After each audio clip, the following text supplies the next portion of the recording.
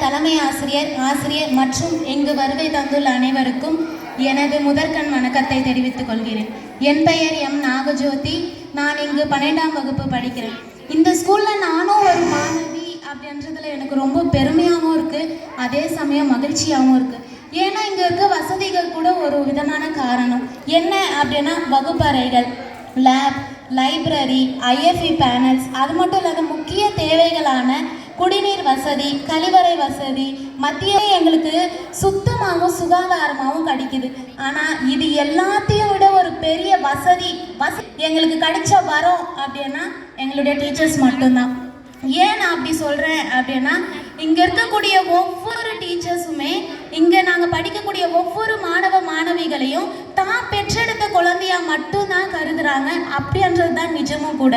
ஏன் நான் அப்படி சொல்கிறேன் அப்படின்னா, உங்களுடைய குழந்தைகளான எங்களுடைய மார்க்ஸ் அதுக்கு பின்னாடி இருக்கக்கூடியது நாங்கள் கிடையாது, எங்களுடைய டீச்சர்ஸ் மட்டும்தான். ஏன்னா நாங்கள் நைட்டெல்லாம் கண்முழிச்சு படிக்கிறோமோ இல்லையோ, ஆனால் தன்னுடைய மாணவ மாணவி படிக்கும்போது ஏதாச்சும் சின்ன சந்தேகம் வந்துருமோ அப்படின்ற எண்ணத்தில் எல்லாரும் தூங்காமல் இருப்பாங்க. தூங்கினாலும் அவங்களுடைய எண்ணங்கள் எல்லாம் எங்களை மட்டும்தான் சுற்றிக்கிட்டு இருக்கோம் அப்படின்றத உண்மை, சத்தியமும் கூட. இப்படி எங்களுக்காகவே பாடுபடக்கூடிய இந்த டீச்சர்ஸ்க்கு இந்த மேடையில் உங்கள் எல்லாரும் முன்னாடியும் நான் தலை பணிஞ்சு அவங்களுக்கு நன்றியை சொல்லிக்கிறேன்.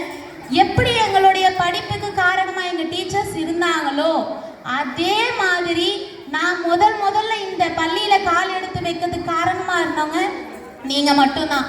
எப்படின்னா பேரண்ட்ஸ் தான்.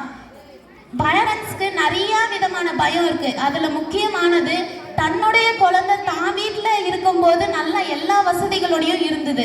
ஆனால் நான் என் குழந்தைய ஸ்கூலில் எடுத்துகிட்டு போக விடும்போது அதுக்கு எல்லா விதமான வசதிகளும் கிடைக்குமா அப்படின்றக்கூடிய அந்த ஒரே ஒரு பயம்தான் நிறைய பேரண்ட்ஸ் மத்தியில் இருக்குது. அந்த பயத்திலையும் மீறி எங்களை இந்த ஸ்கூலில் கொண்டுட்டு வந்து சேர்க்கறதுக்கு காரணமாக இருந்த விஷயம் ஒன்று தான். என்ன அப்படின்னா, தான் குழந்தையனுடைய வாழ்க்கையும் தன் வாழ்க்கை மாதிரி ஆகிடக்கூடாது.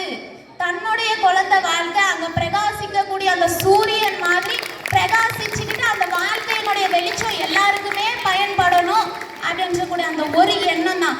நீங்களே நினச்சி பாருங்க, அந்த பயம் விட இந்த எண்ணம் தான் அதிகமாக இருக்குது. அந்த எண்ணம் அன்றது இருக்குது அன்றனால தான் நாங்கள் இந்த நிலைமையில் இங்கே நிற்கிறோம். இன்னும் மேல் வேலை வளருவோம். ஆனால் அந்த பயமே இல்லைன்னா என்ன ஆகும் நினைங்க? என்ன ஆகும் அப்படின்னா, நீங்க நினைச்சது அந்த சூரியன் மாதிரி நாங்க ஒளி வீசணும் அப்படின்றது தான்.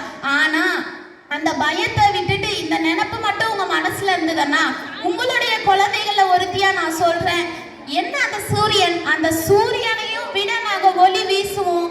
எங்களுடைய வாழ்க்கையினுடைய வெளிச்சம் எல்லா இடத்துலையும் பரவும் அப்படின்றது தான் இங்க நிஜமான ஒன்று அப்படின்னு நான் சொல்லிக்கலாம்.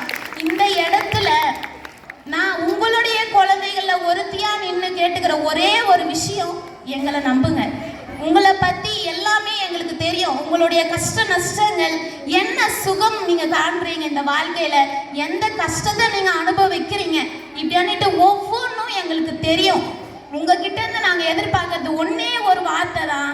அது என்ன அப்படின்னா, உன்னால் முடியும், உன்னால் இன்னமும் உயர முடியும் அப்படின்றக்கூடிய அந்த ஒரே ஒரு வார்த்தை தான்.